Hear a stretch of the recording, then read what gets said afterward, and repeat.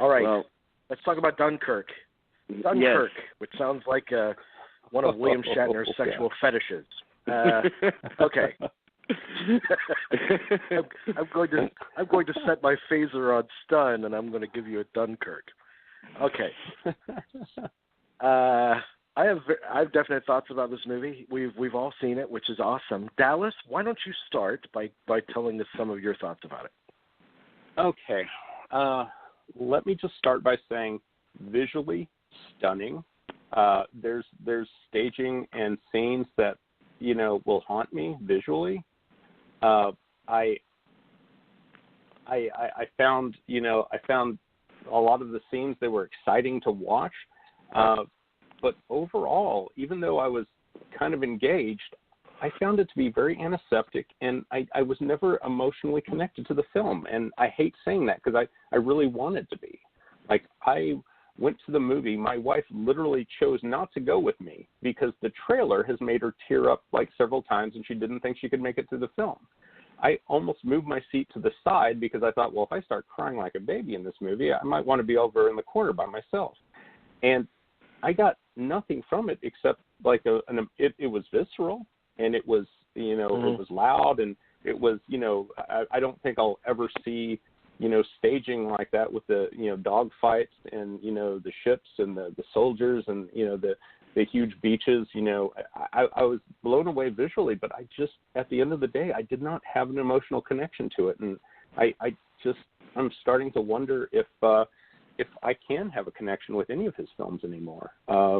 They feel so logical. They feel so, it's like I have a slide ruler and I've created a perfect film, but I forgot to engage you emotionally. Like, and honestly, as I say this, I'm looking for someone to tell me I'm wrong. I'm looking for somebody who had a great emotional connection. But why do you think it failed to reach you emotionally? Why do you think that is? If it's visceral but not emotional. I think there's not enough. I think he went with that method of trying to engage you by showing you this action. And at some point, you see human beings suffering, and you're just going to relate to them, and you're going to put yourself in their role. And I disagree with that. I think it goes back to that thing where Peckinpah was talking about the mistake he made with Wild Bunch, and that prolonged violence, and you just kind of get numb to it after a while. And for me, I think that's what happened. He never crossed that line where I found it funny and I wasn't numb, but it's not a situation like, if I see you trip and fall on the ground, that's something I can do, and I relate to you and I feel bad for you. But I can't relate to bombs being dropped on you. I can watch it and I can sympathize, but it never draws me in. And I feel like those little human quiet moments, there just weren't enough of them to pull me into any of the characters. I think that. For me, that's what it was. That's a good word. That's a good word that you just brought up, characters. Because something's making the rounds lately. In this film? Yeah, there's this review that's out that has this really kind of asinine statement in it that there are no women or people of color in the film. I mean, this is taking kind of PC to another level to kind of rewrite history. But and somebody posted that on their page, and I made a comment. I said, "Forget about women or people of color. The movie has no characters. It's got no people in it." Anyway, okay, Dean, go ahead. I am the person to tell you that I did find an emotional connection to the movie. Okay, so there's three parts to the movie. There's the Mark Rylance part on the small ship that's really supposed to be taking place over a week. There's the Harry Styles part where he's a soldier trying to survive, and that takes place over a day, just in case people don't know this. And the Tom Hardy part with him in the airplane takes place over an hour. So it's playing with temporal time shifts, of course, which is something that Nolan does well. Although I think that leads to somewhat of a confusion to people, and it can obscure character. There's also not a lot of dialogue in the movie, and what dialogue there is, also typical of Nolan, is sometimes unintelligible. That's I can't wait to be able to hear what I can't wait to be able to hear what Tom Hardy says in any of these movies. I mean, it is partially unintelligible, partially because of the British accents, but also the military speak that's involved. However, this is a movie that could be shown with the sound cut off. By the way, it is the loudest movie that I've ever seen, ever. I mean, it was like inflicting sense around. That's how. I was, the walls were shaking. But it is a movie that I believe could be shown without sound and still be as effective as it is. As far as the characters go, I mean, I definitely connected with the characters on. I guess for me, look, it's a process movie, and in process movies, that's a term that we use on the show for movies that present a problem on the outset, and at the end of the movie ends when the problem is solved. And in these movies, things like Andromeda Strain, or I was struggling to try and think of more process movies, and maybe you can help me, Jamie, but. In those kind of movies, character is not an issue. It's the problem that's the issue. But in the best of those movies, character is defined by action, as they are in all movies. So if you're looking at something like All the President's Men, which is the process of investigating and writing on papers and making phone calls, they're not doing exciting stuff in that movie, but the characters are being defined by them doing that stuff. Well, I think that's the case here too. I mean, I think Tom Hardy's character is somebody who won't give up, who's obviously not going to give up, even when his plane fucking doesn't do what he wants it to do. Mark Rylance is somebody that is absolutely not going to give up, even when his sons are being threatened on the boat. It's the resolve. The characters, even the faceless characters, in that long line of soldiers, trying to take cover from the oncoming Germans. You can say, well, we don't get to know any of them, but okay, so what do we want here? Do we want little asides of them reading letters from home from mom and da, like, hello, son, I can't wait for you to come home so you can take over the chip shop, or your lovely wife Diana still wants to see you, or whatever. We can just assume that every single one of those soldiers has a family that they want to get home to. We don't need to hear it. We don't need to hear people singing patriotic songs on the beach like somebody wanted, one of my friends wanted. I mean, this is obviously a movie that's going to get a tremendous backlash if it gets any kind of success in awards time or whatever. But I don't think that any of that stuff is necessary. I can assume already that the people who are fighting against the Germans are good people who deserve my empathy. I don't need to have some kind of lottery to prove that they're worth my caring for them. I care for them implicitly because they're fighting against evil. So why do I need to know about their personal lives or anything like that to care about them? I care about them. You don't need any backstory. I mean, my point is, everybody's made a big deal about Harry Styles being in this movie. It didn't matter if he was in it or not. I mean, well, no. Why does it matter who plays that part? He's not playing the role. Well, I mean, it doesn't, everybody, see, that's the problem. See, you cast a star in something like that. Well, he was cast without Nolan even knowing he was already a star. So he was just like, cast him and say, oh, he's good, and that's it.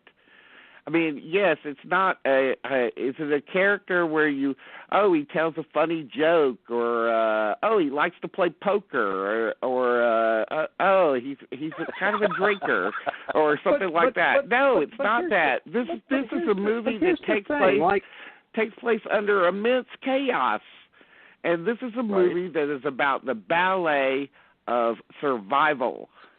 That's all it's about. But it's kind of it's this God's eye view. It's the thing Nolan That's always what does. movies are.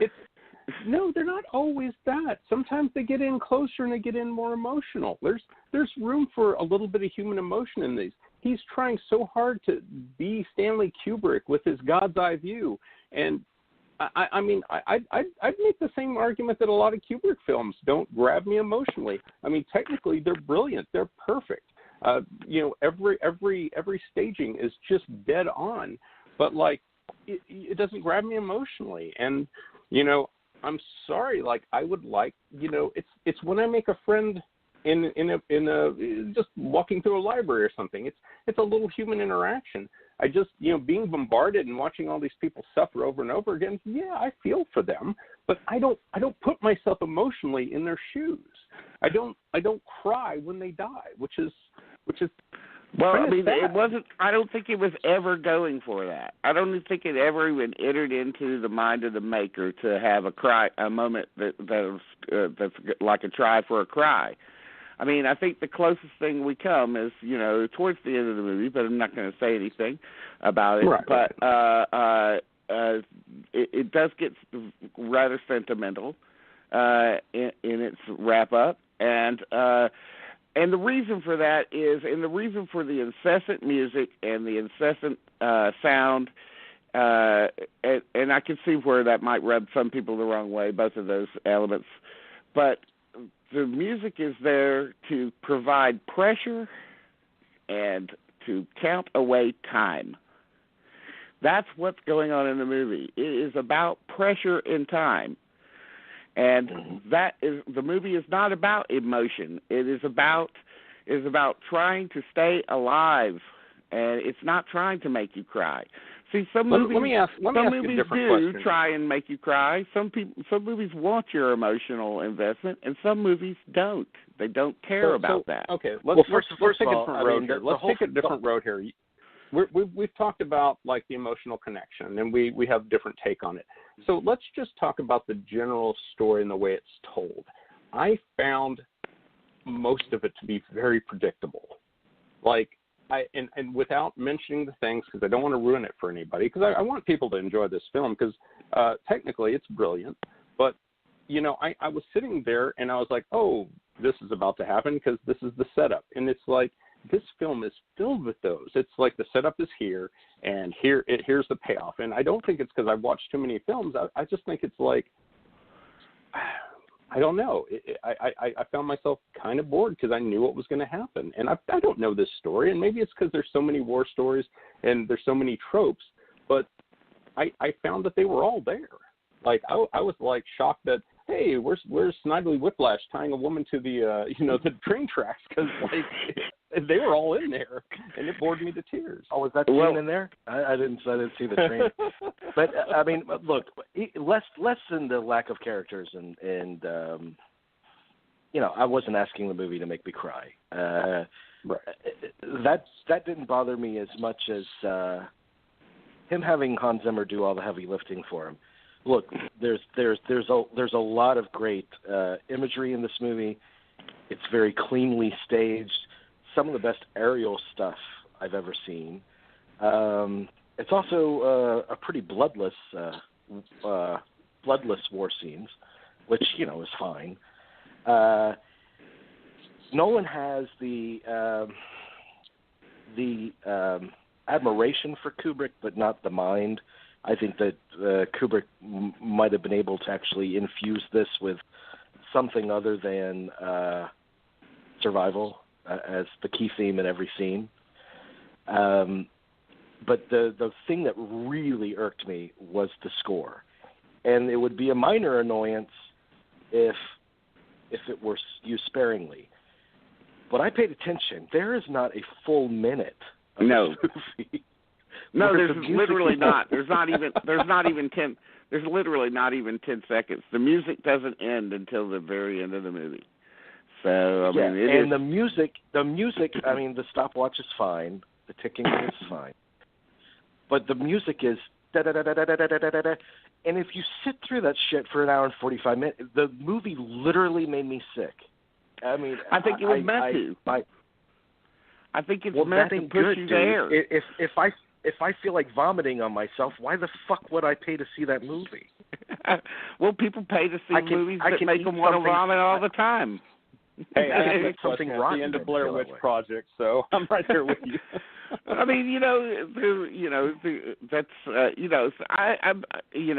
look, that's a criticism that I can take to heart. The score. I mean, because it's the incessant wall-to-wall music is something that I rail about against all the time on this show, and it's all over the place. It's not only in narrative movies; it's in documentaries and of course in action movies and so forth. It just never stops.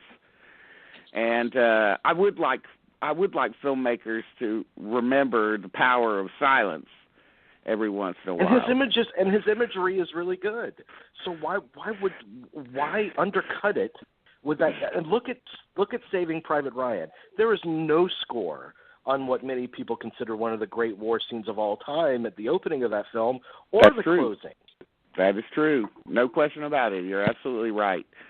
It just, for me, I felt like the music was fine because I felt like it was there for a specific reason to make you sick. I think it's a psychic friction that's put into the movie in order to make you feel like these people felt in this situation in which every second counted. Every second was had to be used in order to get out of a situation that was lethal, and there was no ability because it's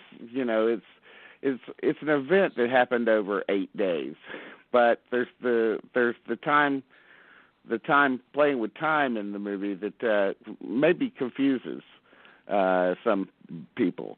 I think you could look at that movie. I think you could look at that movie and think that it takes place in a day, and it wouldn't make any difference.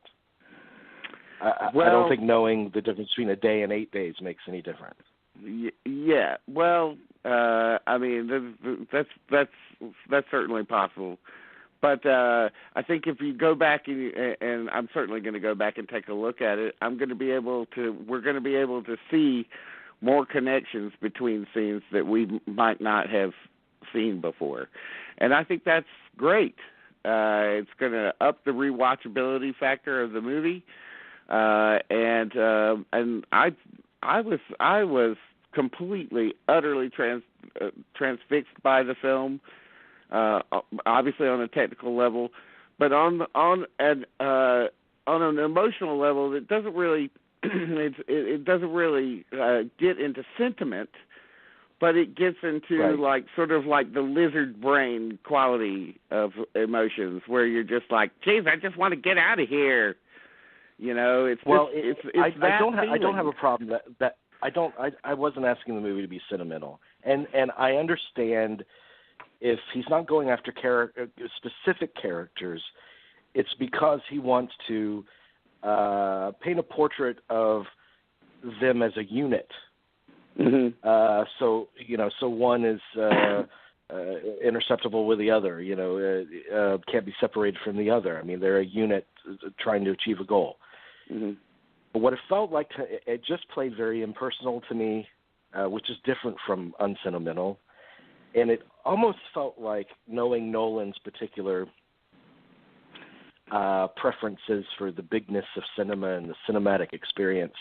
You know how in the old days, in the 80s, where you'd go into a store and they'd pick the most rockin' tune to play to really test out the limits of the sound systems that they were selling. This felt like the movie version of that in the theater. Like Nolan was saying, look how big the sound is. Look how gorgeous these images are in the big screen, which is fine, but it still felt like a technical demo to me more than an involving movie. That was just my reaction to it. Let me say this. Like, I think it's something, and it's not just Nolan. I think a lot of filmmakers in general have forgotten that, you know, and you can go back to the basics of, you know, why do we call the climax of the screenplay the climax? Because it's the biggest moment. You've built up to it. And in doing that, you have to have ups and downs. You know, film language it's a language. You need your commas. You need periods. You need full stops and pauses. You need to change. You need a moment of silence. Exactly. It's. I mean, and I hate to draw the parallel that's so obvious, but it's like sex. It's like you need a little bit of foreplay. You need some build-up, and then you get to the payoff. And it's just like this movie just hammer, hammer, hammer, hammer, hammer, and I'm exhausted. I mean, and here's the funniest thing. It was exhausting. So, it was exhausting, and here's the thing that like I'm sandwiched between two couples, and I have no idea why you'd go see Dunkirk on a date night movie, but like. But they all seemed very excited, the couples on all sides of me. But like there was clearly a point at the 1 hour mark where I looked to my left and the right, and both these boyfriends or husbands were patting their significant other on the leg, like doing that apology, like I'm so sorry. Soon it was like I didn't know it was going to be like this, and I was so glad I didn't bring my wife because I didn't need another movie fight. All right, that's Dunkirk. We're done with Dunkirk.